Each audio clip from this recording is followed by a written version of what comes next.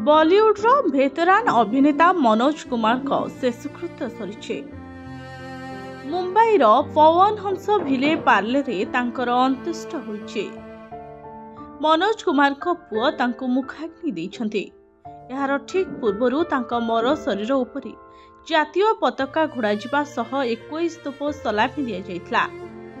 एही अवसर रे तांको परिवार सदस्य सेठारे उपस्थित थिले। किछि परिवार सदस्य विदेश रे रहुथबारु आज सेमाने पहुंची तांकर शेष दर्शन करथिले। खाली परिवार नुहे बॉलीवुड रो किछि बंधु सेठारे उपस्थित होइथिले मध्य। शनिवार सकाळे मनोज कुमार को मृतदेह को कोकिलाबेन हॉस्पिटल लु तांको जुहू स्थित घर को नहीं जाइतला।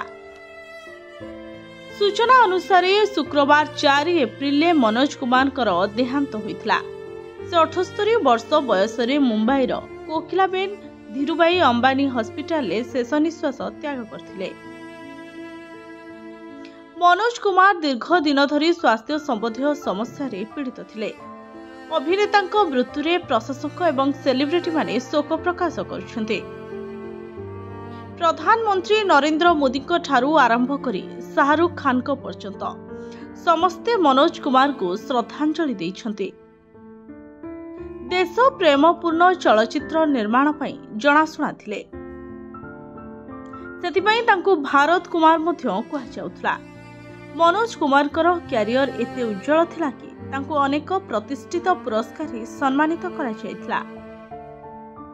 Bureau report STV Odia.